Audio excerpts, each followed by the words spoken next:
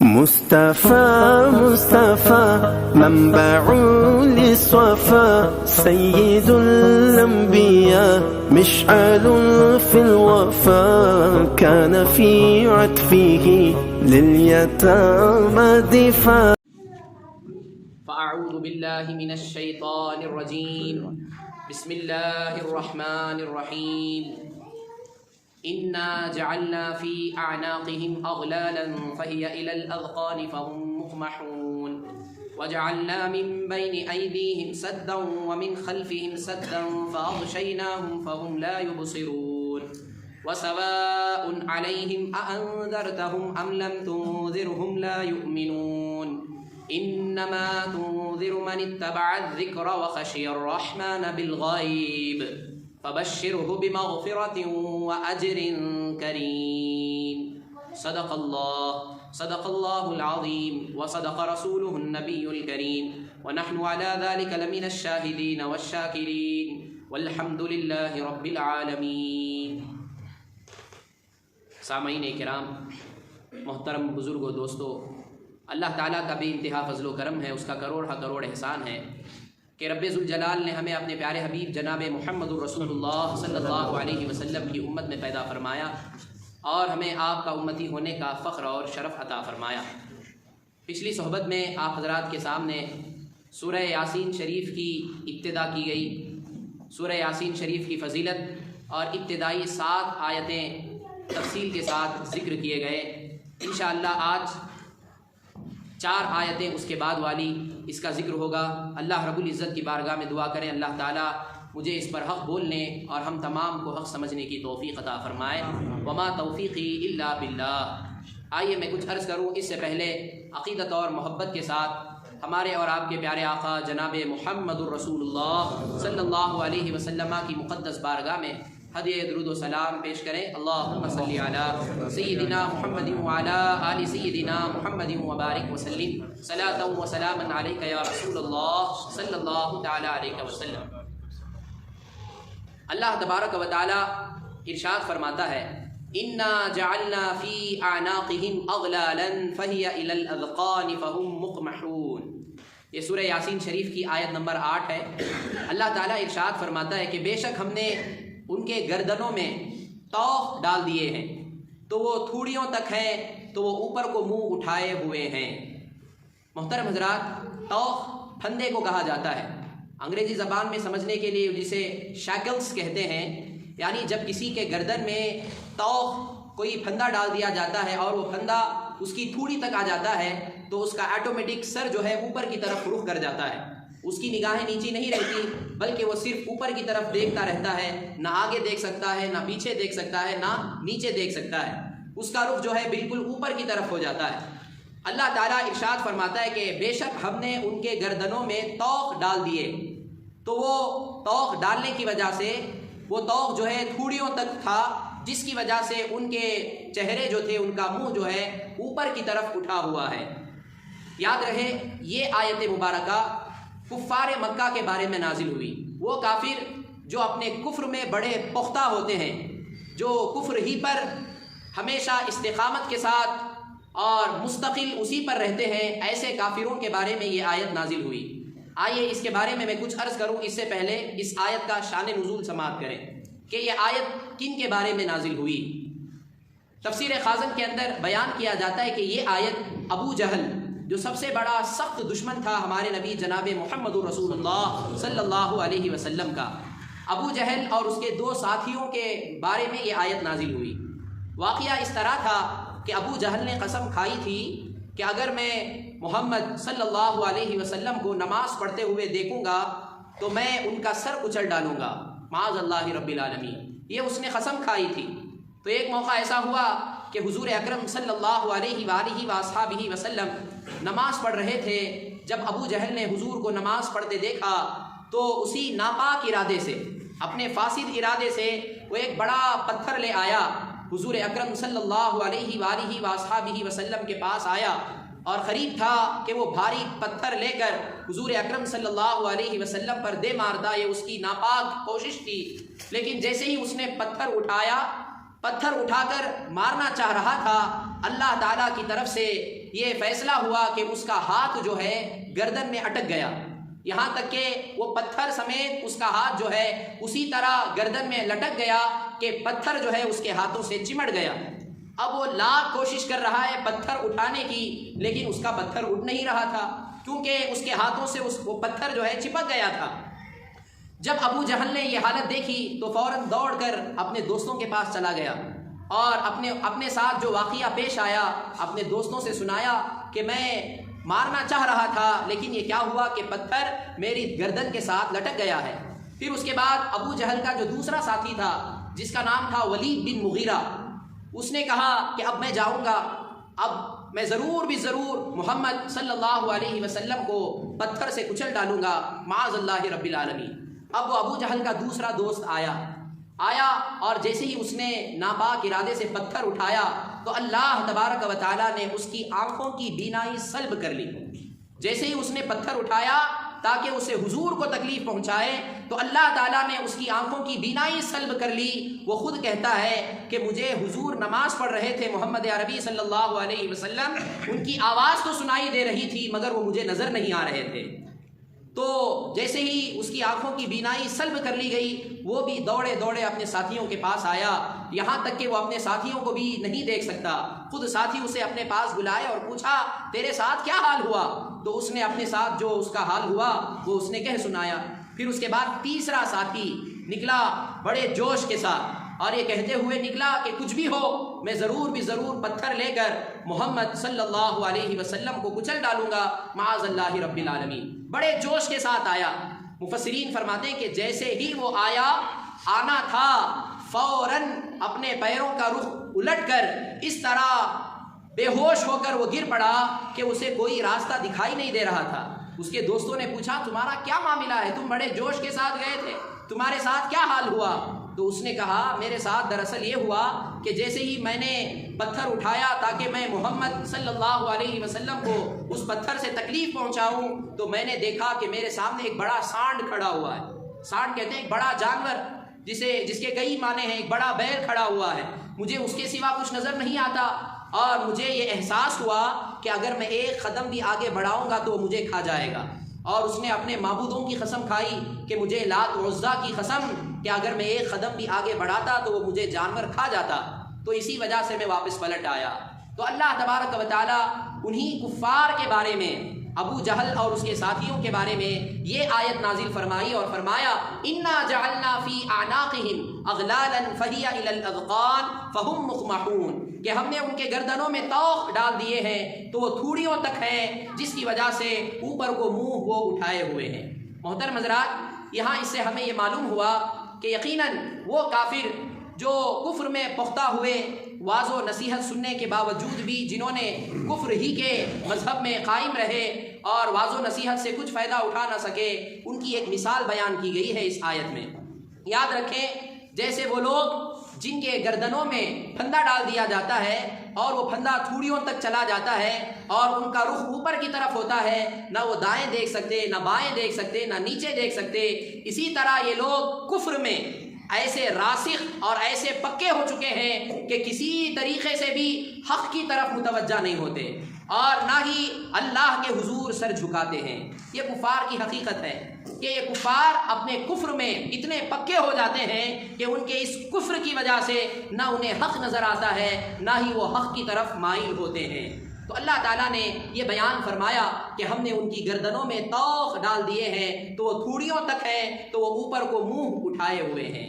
محترم حضرات، جب یہ بات معلوم ہوئی تو اللہ تعالیٰ آگے ارشاد فرماتا ہے وَجَعَلْنَا مِن بَيْنِ أَيْدِيهِمْ سَدًّا وَمِن خَلْفِهِمْ سَدًّا فَأَغْشَيْنَاهُمْ فَهُمْ لَا يُبْصِرُونَ، اور ہم نے ان کے آگے دیوار بنا دی اور ان کے پیچھے بھی دیوار بنا دی، آگے بھی دیوار بنا دی، پیچھے بھی ایک دیوار بنا دی، پھر انہیں اوپر سے بھی ڈھانک دیا، اوپر سے بھی انہیں پیک کر دیا تو انہیں کچھ دکھائی نہیں دیتا۔ یعنی کفار اپنے کفر میں اتنے راسخ ہو چکے تھے کہ انہیں حق کسی بھی طریقے سے دکھائی نہیں دیتا تھا۔ یعنی وہ لوگ اپنے کفر میں اناد کی بنیاد پر، تکبر کی بنیاد پر، ہٹ دھرمی کی بنیاد پر، ایسا نہیں کہ اللہ تعالیٰ کے مجبور کر دینے پر وہ کفر ہی پر قائم رہے، ایسا نہیں، ان کو یہ سزا اس لیے ملی کہ وہ اپنے کفر میں اتنے پکے ہو چکے تھے، اپنے کفر میں اتنے راسخ ہو چکے تھے، اور کفر ہی پر اس طرح وہ مداومت ہمیشہ اختیار کر چکے تھے کہ انہیں چاروں طرف کوئی حق دکھائی نہیں دیتا تھا۔ تو اس طرح استقامت اپنانے کی وجہ سے اللہ تعالیٰ نے سزا کے طور پر ایمان کی دولت کو ان سے سلب کر لیا، یعنی ایمان کی دولت سامنے رہتے ہوئے بھی انہیں نظر نہیں آتی۔ کیوں نظر نہیں آتی؟ کہ ان کے چاروں طرف اندھیرا ہی اندھیرا ہے۔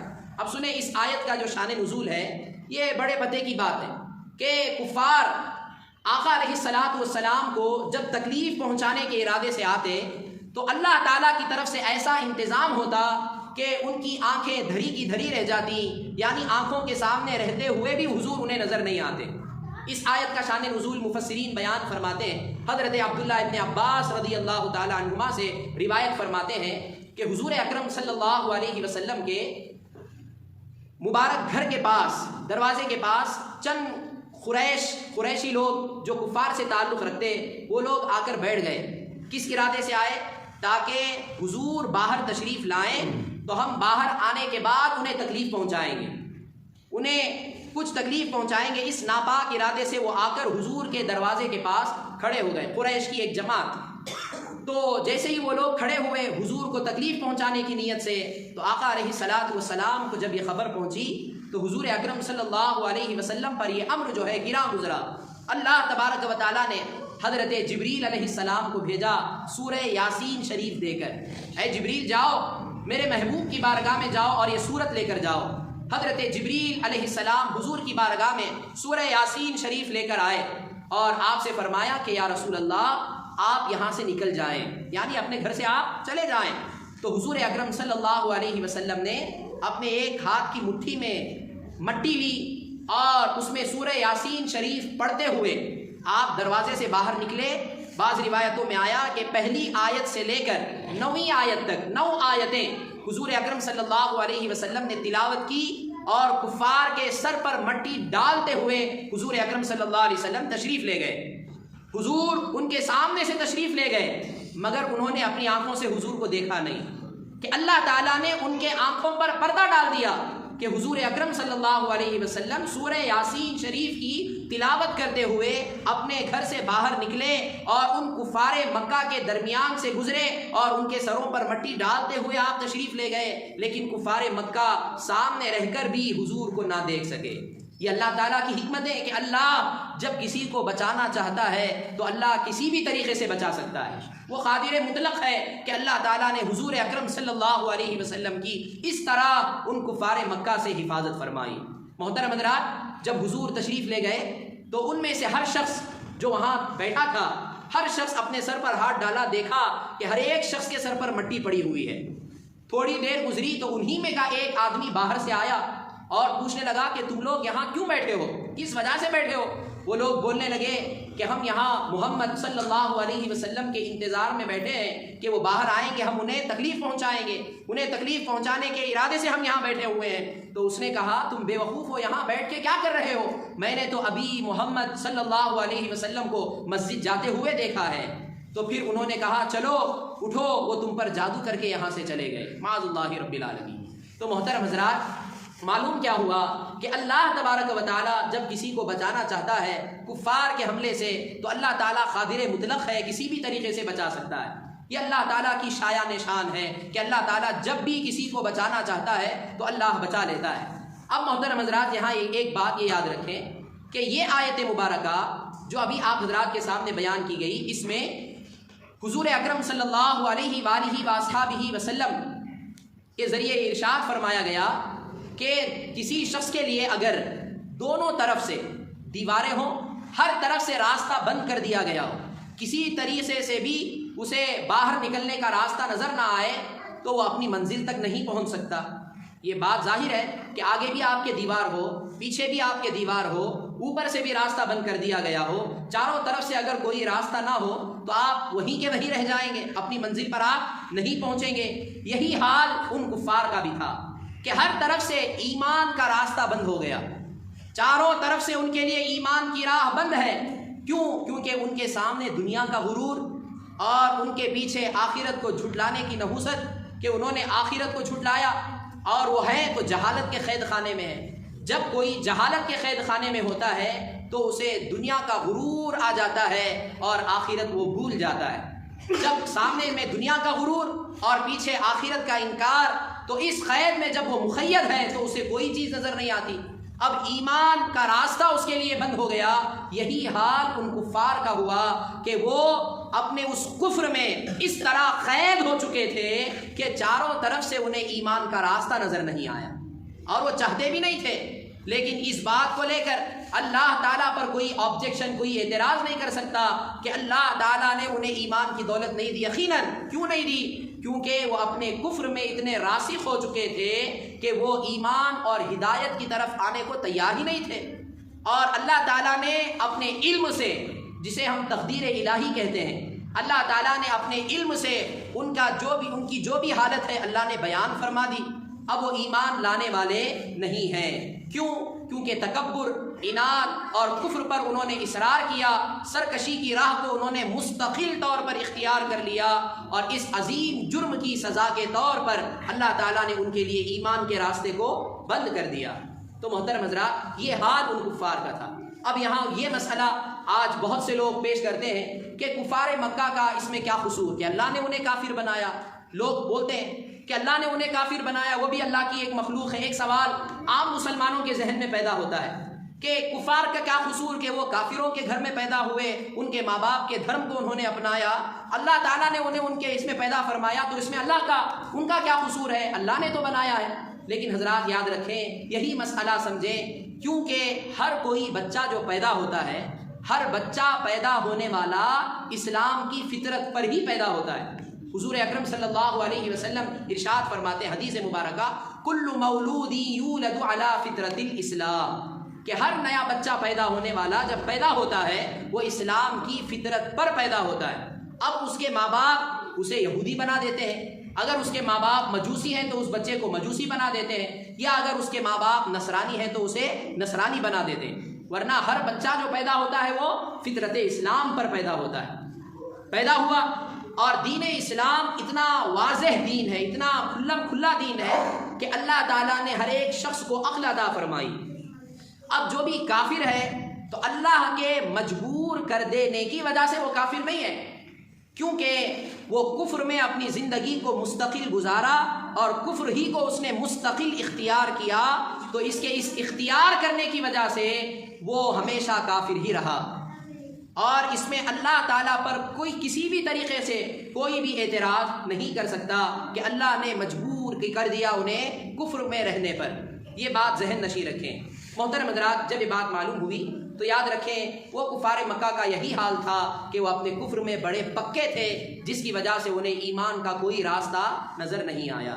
جب یہ بات معلوم ہوئی، اب آگے سنیں، اللہ تعالیٰ ارشاد فرماتا ہے، وَسَوَاءٌ عَلَيْهِمْ أَأَنذَرْتَهُمْ أَمْ لَمْ تُنذِرْهُمْ لَا يُؤْمِنُونَ، اور تمہارا انہیں ڈرانا اور نہ ڈرانا ان پر برابر ہے، وہ ایمان نہیں لائیں گے۔ اللہ تعالیٰ حضور اکرم صلی اللہ علیہ وسلم سے فرماتا ہے، محبوب، جن کافروں کا کفر پر جمے رہنا تقدیر الہی میں لکھا ہوا ہے، آپ کا انہیں اللہ کے عذاب سے ڈرانا یا نہ ڈرانا ان کے حق میں برابر ہے، کہ انہیں کوئی نفع نہ دے گا اور وہ کسی صورت ایمان نہیں لانے والے۔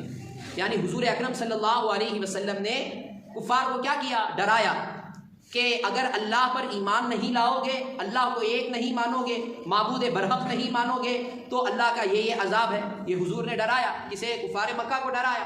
وہ کفار جن کی قسمت ہی میں کفر ہے، جو اللہ کے علم میں پہلے ہی سے کافر ہیں اور کفر کی حالت ہی میں مرنے والے ہیں، ایسے کافروں کے تعلق سے اللہ نے فرمایا، اے محبوب، آپ انہیں ڈرائیں یا نہ ڈرائیں، ان کے حق میں یہ ڈرانا نہ ڈرانا دونوں برابر ہے، کیونکہ آپ ڈرائیں تب بھی وہ فائدہ نہیں حاصل کرنے والے، آپ نہ ڈرائیں تب بھی وہ گمراہی اور کفر ہی میں رہنے والے۔ تو اسی لیے اے محبوب، آپ کا ڈرانا ان کے حق میں، ان کے تعلق سے برابر اور نہ برابر دونوں یکساں ہیں، چاہے آپ انہیں ڈرائیں یا نہ ڈرائیں، یہ یکساں ہیں۔ لیکن اے محبوب، جب آپ نے تبلیغ کا کام کیا تو آپ کے طور سے آپ کے حق میں یہ دعوت دینا بیکار نہیں ہے، کیونکہ آپ نے دعوت دی تو اللہ آپ کو ضرور اس کا اجر عطا فرمائے، کیونکہ یہ آپ کی ذمہ داری ہے۔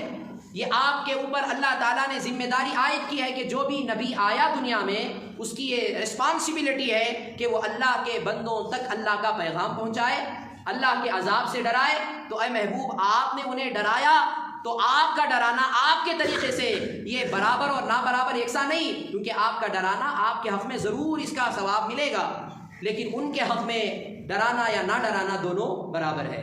تو محترم حضرات، اسی لیے یاد رکھیں وَسَوَاءٌ عَلَيْهِمْ أَأَنذَرْتَهُمْ أَمْ لَمْ تُنذِرْهُمْ لَا يُؤْمِنُونَ، یہ جو آیت ہے یہ ان کافروں کے بارے میں ہے کہ جن کی قسمت ہی میں کفر ہے، جو ازلی کافر ہیں، جو ہمیشہ سے کافر تھے اور کفر کی حالت ہی میں وہ دنیا سے گئے، ان کے بارے میں یہ آیت ہے کہ ایسے کافروں کو ڈرانا یا نہ ڈرانا ان کافروں کے حق میں برابر ہے، کیونکہ وہ ایمان نہیں لانے والے۔ تو محترم حضرات، جب یہ بات معلوم ہوئی، اب آخری آیت سنیں۔ اللہ تبارک و تعالیٰ نے ارشاد فرمایا، کون لوگ نصیحت حاصل کرتے ہیں؟ اللہ کے عذاب کا ذکر کر کے کون سے لوگ یقیناً نفع حاصل کر سکتے ہیں، ان کا ذکر اللہ نے فرمایا، انما تنذر من اتبع الذکر وخشی الرحمن بالغیب فبشرہ بمغفرۃ واجر کریم۔ اے محبوب، تم تو صرف اسے ڈراتے ہو جو نصیحت کی پیروی کرے اور رحمان سے بغیر دیکھے ڈرے، تو اسے بخشش اور عزت کے ثواب کی بشارت دے دو۔ محترم حضرات، اب یہاں دیکھیں، حضور اکرم صلی اللہ علیہ وسلم نے اللہ کے عذاب سے ڈرایا، تو اللہ کے عذاب سے ڈرانا ان لوگوں کو فائدہ پہنچاتا ہے جو لوگ صحیح معنوں میں قرآن کی اتباع کرتے ہیں، وہ لوگ جو صحیح معنوں میں اللہ کو بغیر دیکھے مانتے ہیں، اللہ تبارک و تعالیٰ کے عذاب سے ڈرتے ہیں، چاہے وہ تنہائی میں ہو، چاہے وہ محفل میں موجود ہوں، جلوت میں ہو یا خلوت میں ہو، ہر جگہ اللہ کے عذاب سے وہ ڈر رہے ہوتے ہیں۔ ایسے لوگوں کو آپ کا ڈرانا فائدہ مند ہوتا ہے۔ یہی لوگ آپ سے فائدہ اٹھا سکتے ہیں جو نصیحت کی پیروی کرتے ہیں اور رحمان سے بغیر دیکھے ڈرتے ہیں۔ تو اے محبوب، جب ایسے لوگ ملیں تو فبشرہ بمغفرۃ واجر کریم، تو ایسے لوگوں کو آپ بخشش اور عزت کے ثواب کی خوشخبری سنا دیجیے، یعنی اب ان کے لیے مغفرت ہی مغفرت ہے اور انہیں جنت کی بشارت ہی بشارت ہے۔ تو محترم حضرات، تو یہ 4 آیتیں آج کے اس درس میں نے آپ حضرات کے سامنے بیان کی ہیں۔ یاد رکھیں کہ اللہ تعالیٰ کا کتنا بڑا احسان کہ اللہ تعالیٰ نے ہمیں کافروں کے گھر پیدا نہیں کیا، اللہ تعالیٰ نے ہمیں مسلمانوں کے گھر میں پیدا کیا۔ یہ اس کا کتنا بڑا احسان کہ اللہ نے ہمیں مسلمان بنایا اور حضور اکرم صلی اللہ علیہ وآلہ وآصحابہ وسلم کی امت میں پیدا فرمایا۔ یہ اللہ کا ایک احسان، اتنا بڑا احسان ہے کہ آپ زندگی بھر بھی اس احسان کے بدلے اللہ کی عبادت کرتے رہیں، پھر بھی اللہ کے اس احسان کا بدلہ ہم چکا نہیں سکتے۔ اسی لیے بار اللہ تعالیٰ کا اس پر شکر بجا لانا چاہیے کہ الہ العالمین، تیرا کروڑ احسان کہ تو نے ہمیں مسلمانوں کے گھر پیدا فرمایا اور جناب محمد عربی صلی اللہ علیہ وآلہ وآصحابہ وسلم کی امت میں پیدا فرمایا۔ آج کے اس درس سے ایک ضروری جو بات معلوم ہوئی، میں پھر عرض کر دینا ضروری سمجھتا ہوں، یاد رکھیں، کافروں کا ایمان نہ لانا اس وجہ سے نہیں کہ اللہ نے انہیں کفر پر ڈٹے رہنے پر مجبور کر دیا۔ ایسا عقیدہ اگر ہے تو آپ اس عقیدے کو دل سے، دماغ سے نکالیں، توبہ کریں۔ کافروں کا ایمان نہ لانا اس وجہ سے ہرگز نہیں ہے کہ اللہ نے انہیں کفر میں رہنے پر مجبور کر دیا ہے، ایسا ہرگز نہیں ہے کہ وہ چاہتے تو ایمان نہ لا پاتے، یعنی وہ ایمان لانا چاہتے پھر بھی ایمان نہیں لائے، کیونکہ اللہ نے مجبور کر دیا، ایسا ہرگز نہیں ہے۔ بلکہ خود ان کافروں نے ضد اور عناد اور تکبر کی وجہ سے حق کو قبول کرنے کی صلاحیت، جو ایجیبلٹی ان کے اندر تھی حق کو قبول کرنے کی، انہوں نے کفر پر ہمیشگی اختیار کرنے کی وجہ سے وہ صلاحیت انہوں نے خود بخود کھو دی، وہ صلاحیت انہوں نے ختم کر لی۔ یہ ہے ضروری بات جو آج کے اس درس سے ہمیں معلوم ہوئی، درس سے، کہ کفاروں کے جو طریقے ہیں، جو بھی کافر ہے اس کا کفر میں رہنا یہ اللہ کے مجبور کر دینے کی وجہ سے نہیں، یہ خود ان کی ہٹ دھرمی کی وجہ سے اور کفر پر ہمیشگی اختیار کرنے کی وجہ سے انہوں نے اپنے اندر سے حق کو قبول کرنے کی جو صلاحیت، جو قابلیت ہوتی ہے، انہوں نے خود بخود اس قابلیت کو اپنے اندر سے ختم کر لیا۔ اس وجہ سے وہ لوگ کفر ہی میں رہتے ہیں اور کفر ہی میں وہ لوگ مرتے ہیں۔ اللہ تعالیٰ ہم تمام کو مصطفى مصطفى منبع للصفا سيد الأنبياء مشعل في الوفا كان في عطفه لليتامى دفاع